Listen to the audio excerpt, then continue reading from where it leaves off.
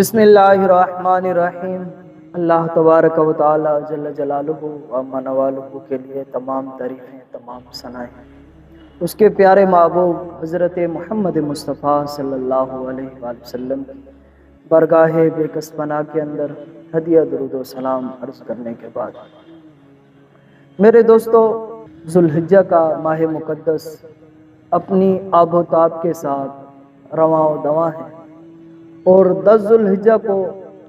سب سے محبوب عمل جو ہے وہ یہ ہے کہ رب کے حضور خون بہا دینا، رب کے حضور قربانی کرنا جو ہے یہ اللہ تبارک و تعالی جل جلالہ کو سب سے زیادہ محبوب عمل ہے۔ اور پھر 10 ذوالحجہ کو جو رب کے نزدیک سب سے محبوب عمل ہے وہ رب کے راستے کے اندر خون بہانا ہے، کسی جانور کو رب کے حضور قربان کر دینا ہے، یہ سب سے محبوب عمل ہے۔ اور پھر قربانی کے نماز کے حوالے سے بات کی جائے اور قربانی کا جو صحیح وقت ہے اس حوالے سے اگر بات کی جائے تو سب سے پہلی بات آپ یہ سماعت فرما لیں، میرے اور آپ کے پیارے محبوب صلی اللہ علیہ وآلہ وسلم کا مبارک فرمان ہے کہ عید الاضحیٰ کی نماز جلدی ادا کی جائے اور عید الفطر کی نماز جو ہے وہ تھوڑی سی لیٹ ہو کر ادا کی جائے۔ اب اس میں جو وجوہات ہے وہ بھی میں عرض کر دوں کہ قربانی کے دن جلدی ادا کرنے کی ایک وجہ یہ بھی ہے کہ ظاہری بات ہے لوگ نماز ادا کرنے کے بعد ہی قربانی کرتے ہیں، اس لیے میرے کریم محبوب صلی اللہ علیہ وسلم کا یہ حکم ہے کہ آپ عید الاضحیٰ کی نماز جو ہے وہ جلدی ادا کریں۔ اور پھر دوسری، عید الفطر کی نماز لیٹ ہو کر ادا کرنے کی ایک وجہ یہ ہے کہ لوگ جو ہیں وہ پہلے صدقہ فطر ادا کریں،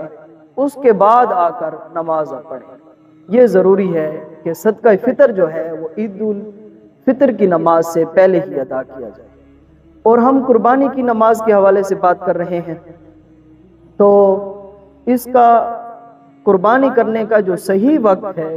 وہ یہ ہے کہ عید نماز پڑھنے کے بعد قربانی کی جائے۔ اگر کوئی شخص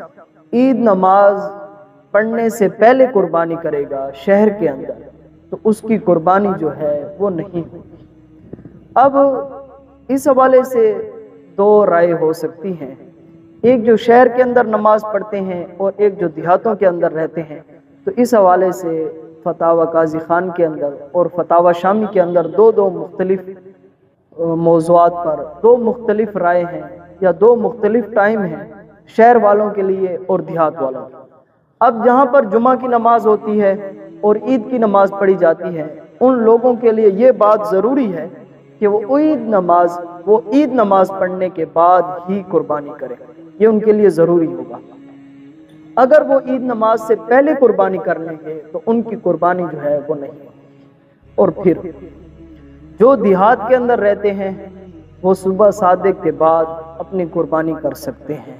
یہ دونوں جو ہیں فتاوی قاضی خان کے اندر اور فتاوی شامی کے اندر یہ دونوں باتیں موجود ہیں۔ اب اس کے بعد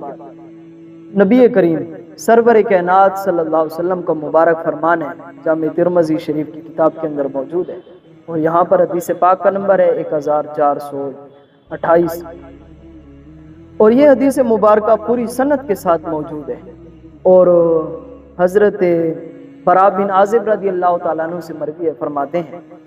خطبنا رسول اللہ صلی اللہ علیہ وآلہ وسلم، فرمایا اللہ کے حبیب صلی اللہ علیہ وسلم نے خطاب فرمایا، اللہ اکبر، تیری ہر ادا پہ میری جان فدا، تیری ہر ادا نے مزہ دیا، اللہ اکبر۔ فرمایا یوم النحر، اللہ کے حبیب صلی اللہ علیہ وسلم نے عید الاضحیٰ کے دن اپنے خطاب لاجواب سے صحابہ کرام رضوان اللہ تعالی مجمعین کے سینوں کو منور فرمایا اور فرمایا لا یذبحن احدکم حتی اصلی،